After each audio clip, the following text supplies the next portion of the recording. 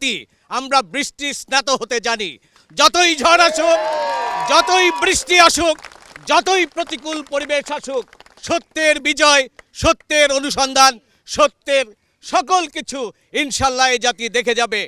আমার শিশু বাচ্চারা, আমার উচ্চকণ্ঠিত বাচ্চারা, যুক্তির দাবিতে নেমে আসা বাচ্চারা আমাদের বৃদ্ধদেরকে শিক্ষা দিয়েছে। কি শিক্ষা দিয়েছে? তারা দেখিয়ে দিয়েছে একটি অন্যায়, একটি অবিচারের বিরুদ্ধে কিভাবে রুখতে হয়।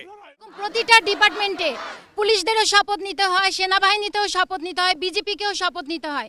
তাদের শপথে নিশ্চয়ই এই ছিল না বাংলাদেশের পতাকাতে গুলি করা। যারা বাংলাদেশের পতাকাতে গুলি করেছে, আমাদের প্রত্যেকটা বাচ্চার গায়ে বাংলাদেশের পতাকা ছিল, কপালে ছিল। যারা গুলি করেছে তারা কোনো বাংলাদেশের মানুষ না। আমার ডেমোক্রেসি কোথায়?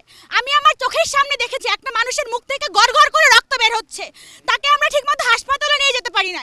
আমি আমার হাত দিয়ে বুলেট বের করেছিলাম, বুলেট। এটা আমার স্বাধীন দেশ, আমার স্বাধীনতা কোথায়?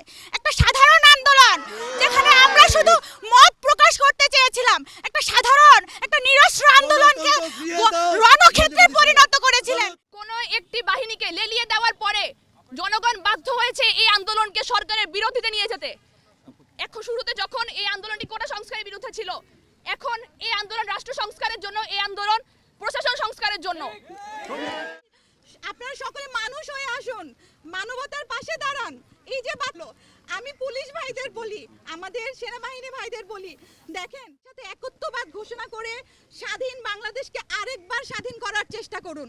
আমরা এখন আর বন্ধ করতে চাই প্লিজ। এই গণহত্যায় নির্বিচারে যে হচ্ছে, ছোট ছোট শিশু বাচ্চারাও রক্ষা পাচ্ছে না, ঘরের ভিতরেও আমরা তাদের রক্ষা, আমরা সমাজের সকলে প্রতিবাদ করবো। প্লিজ আপনারা সবাই এগিয়ে আসুন আমাদের সাথে, আমাদের ছাত্রদেরকে সাপোর্ট। আমরা বাসায় রাতে ঘুমোতে পারছি না, আমরা দিনে বের হতে পারছি না, আমরা বোবা কান্নার মধ্যে সবাই আছি, কিন্তু আমরা বুক ফিটে কাঁদবো সেটাও আমরা কাঁদতে পারছি না। আমাদের সন্তানদের উপরে গুলি করেছে, কোথায় হাত দিয়েছে আপনারা বুঝতে পেরেছেন?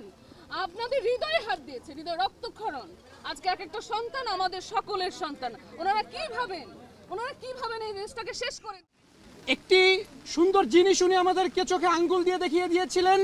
উনি বলেছিলেন যে শিক্ষার্থীরা আন্দোলন করছে, এরা কেউ সংবিধান সম্পর্কে অবগত নয়, এরা সংবিধানে কিছুই জানে না। আমি একটি প্রশ্ন রাখতে চাই, এখানে বাংলাদেশের সবথেকে মেধাবী শিক্ষার্থীরা উপস্থিত রয়েছে। আমরা যখন ছোট ছিলাম, আমাদের ভাগ্নির আজকে যারা ছোট, আমি দেখেছি তারা স্কুল ব্যাগ নিয়ে যখন স্কুলে যায়, সেই ব্যাগে 14 থেকে 15টি বই থাকে, অথচ একটি ছোট সংবিধানের একটি লাইনও আমরা ছোটবেলা থেকে আজকে পর্যন্ত আমাদেরকে শেখানো হয় নাই। বাংলাদেশের যে রাজনৈতিক দলগুলো সবসময় চেয়েছে এদেশের তরুণ প্রজন্ম যাতে সংবিধান না শিখেই বড় হয়, তিনি সেটি নিজের মুখে স্বীকার করেছেন। আমি তাকে এজন্য ধন্যবাদ জানাই।